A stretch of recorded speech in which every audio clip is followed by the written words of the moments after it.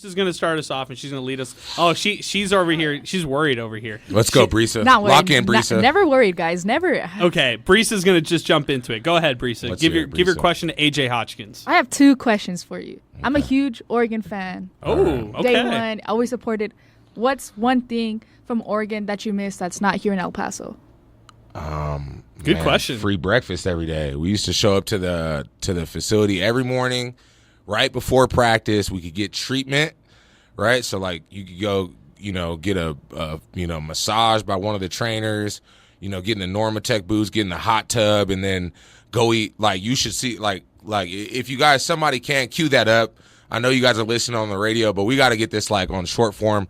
The cost at Oregon, it'd be like a full blown like breakfast buffet, like with everything. So right before practice. What was your go-to meal? I would do, honestly, and so like I didn't know anything about nutrition when I was playing football, but I probably ate too much actually.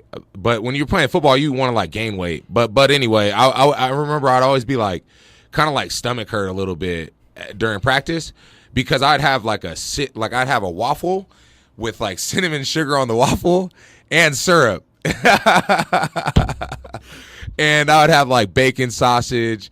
I don't even think I was eating eggs at that time. I didn't start eating eggs until I was like probably like mid-20s.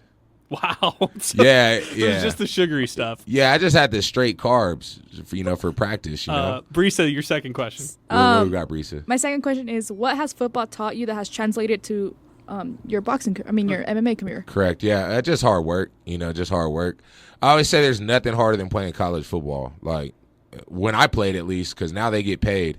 I was making $1,200 a month. You know what I mean? It'd be easier if I was making $500,000 a year. Then it'd be easier to show up and sacrifice my body every day and be ready for, like it'd be like November, right? In Oregon, it'd be not freezing, like because it doesn't get that cold, but it'd be like rain coming sideways, windy, 42 degrees, and it's like, man, like you got to go put on a helmet, put on your shoulder work, mental fortitude, and like I think that's the biggest thing that separates like college athletes like myself in the sport of mixed martial arts, because a lot of these guys I feel like are just fighters, like they couldn't make it in anything else, so they fight, and maybe they're good athletes, but they break, under pressure. And so Tommy Britton will break September 19th after I put a little bit of pressure on Tommy Britton at the Pan Am Center. Good question.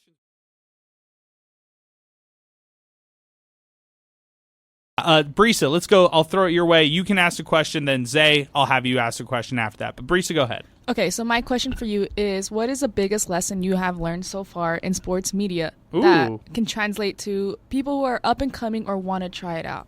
There you go. Oh, man. From our intern to the sports director himself. Oh, that's a tough question. You always have the interns ask like really I'm tough, telling you, good questions, and goodness gracious, I would have to say, I kind of like how I mentioned to JT earlier, just say yes to every opportunity. I've said yes to stuff that I was uncomfortable with, but those opportunities that I said yes to helped me grow as a person and helped me develop into where I develop into the person I am now. And I still got a lot of growing to do, but I'm happy with the progress I've made, and I can't wait to see what else I can do. But yeah, just say yes to every good opportunity, be calculated about it, and when you show up, give it your best effort. You might fall on your face and fail, but that's going to help you grow. And I think those are all cliche things, but those are like things I would die on a hill for, and it's a good foundation for me to go. So just show up and show out and give your best every day. And yeah, good answer. Good question. Let's go to